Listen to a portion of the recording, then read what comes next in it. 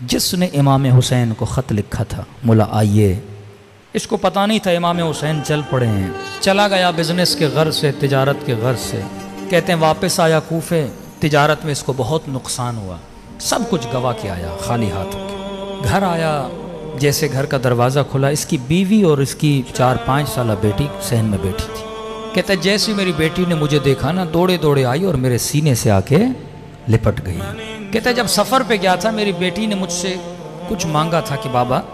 جب واپس آؤ نا اپنی بیٹی کے لیے یہ چیز لے کر آنا، کہ اب جیسے بیٹی سینے پہ لگی نا باپ تھا سب کچھ گوا کے پہنچا تھا، میں نے کہا بیٹی پوچھے گی بابا یہ لائے میں نے یہ گفٹ بولا تھا، لیکن بیٹی نے یہ نہیں پوچھا، پہلا سوال جو میری بیٹی نے کیا کہنے لگی بابا آپ کربلا نہیں گئے، کہہ رہا بیوی سے کہا کیا کہہ رہی، کہنے لگی شوہر کچھ کما کے لائے ہو اتنے دنوں سے نہیں تھے، کہا نہیں زوجہ نقصان ہوا بہت، کہا گھر میں کچھ بھی نہیں ہے کھانے کے لیے، کہا بیٹی کیا کہہ رہی ہے، کیا شہر میں اعلان ہوا ہے کہ کربلا میں ایک باغی آیا ہے جو بھی اسے مارے گا تلوار کے وزن کے برابر سونا دیا جائے گا، کما کر لائے ہو، کہا نہیں، کہا جلدی جا گھوڑا اٹھا جلدی پہنچ دیر نہ کر، پورے کوفے کے لوگ جا رہے ہیں جنگ ہے، اس نے گھوڑا لیا بے دریغ دوڑاتے دوڑاتے پوچھتے پوچھتے میدان کربلا پہنچا، تاریخ لکھتی ہے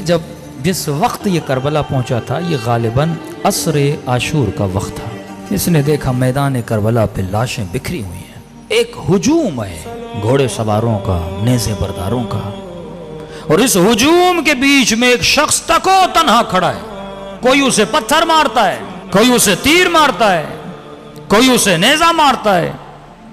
کوئی دور سے تلوار مارتا ہے، کہتا میں سمجھ گیا یہ دشمن ہے جسے مارنا ہے، میں بھی اس بھیڑ کے اندر گیا، اس ہجوم کے اندر گیا، میں نے کہا میں پیچھے کیوں رہوں، میں نے بھی ایک پتھر اٹھایا اور آگے بڑھ کے اسے مارنا چاہا، کہ جیسے مارنا چاہتا تھا نا اس نے نگاہیں بلند کر کے مجھے دیکھنا شروع کیا، کہتا ہے وہ ہیبت اس کی نگاہوں میں تھی، وجود پہ لرزہ طاری ہو گیا، اب جو چہرہ دیکھا تو نورانی، ماتھا دیکھا تو سجدوں کے نشان، میں نے کہا یہ تو کہہ رہے ہیں کسی باغی کو مارنے آ رہے ہیں، یہ شکل باغیوں کی تو نہیں ہے، فوراً اپنے عقل کو روشن کیا اور جہالت کے لشکر کو مارا،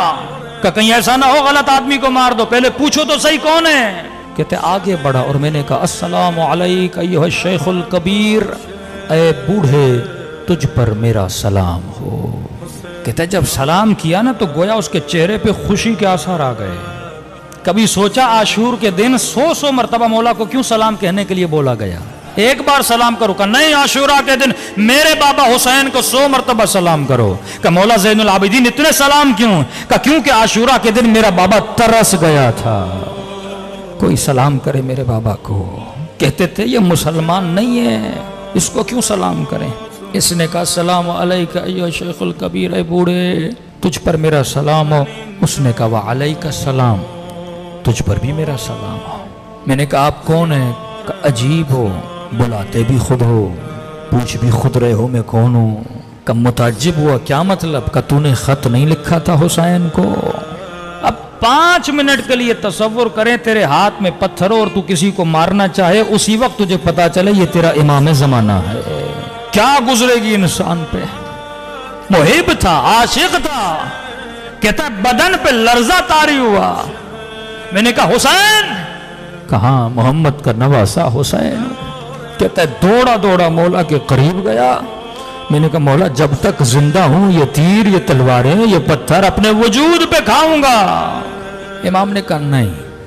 تیرا نام شہداء میں نہیں ہے، حسین کی بات مان، وقت بہت گزر چکا ہے، جتنا جلدی ہو سکے کربلا کی سرزمین سے نکل جا،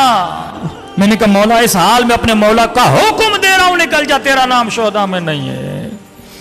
مولا جلدی کیا ہے، فرمایا ابھی آواز دوں گا حل من ناصر ینصرنا،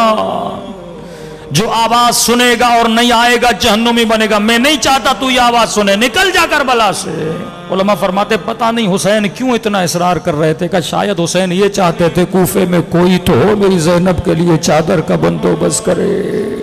کوئی تو ہو جو میری غربت کا اعلان کرے، کہتا جب حکم دیا نا امام نے روتی ہوئی آنکھوں سے قدم پیچھے کرتا گیا، کہتا تھوڑا دور ہی ہوا تھا پیچھے سے پھر آواز دی ذرا میرے قریب تو آ، کہتا ہے خوشی خوشی دوڑا، شاید حسین نے اذن جہاد دینا ہے، آگے بڑھا مولا، لڑوں، دفاع کروں، جان قربان کروں۔ کہا اس کے لیے نہیں بلایا۔ مولا کیوں بلایا ہے؟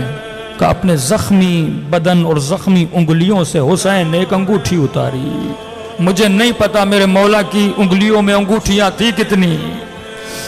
ایک انگوٹھی تو ظالم نے انگلی سمیت کاٹ لی تھی، انگوٹھی اتاری اور مجھے دی۔ کہتا میں پریشان ہوں، مولا مجھے کیوں دے رہے؟ کہا دیکھ تو سفر پہ گیا تھا،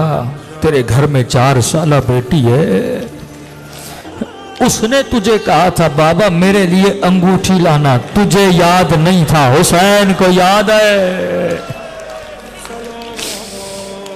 اتنی محبت کرتے حسین تیرے بچوں سے۔ فرمایا تو بھی اپنے بچوں سے اتنا عشق نہیں کرتا جتنا حسین کرتے۔ شمر سینے پر ہے، کہتے شمر اب بھی وقت ہے، اب بھی وقت ہے، میں ضامن ہوں، گلا نہ کاٹ۔ کہتے لہی نے چھری چلائی پر گلا نہیں کٹا۔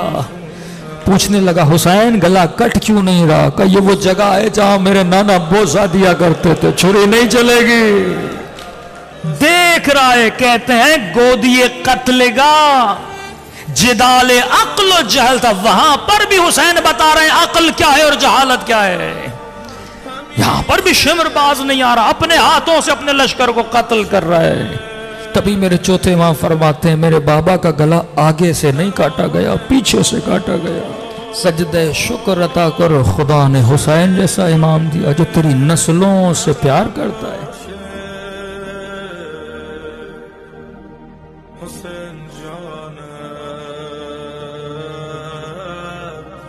حسین جان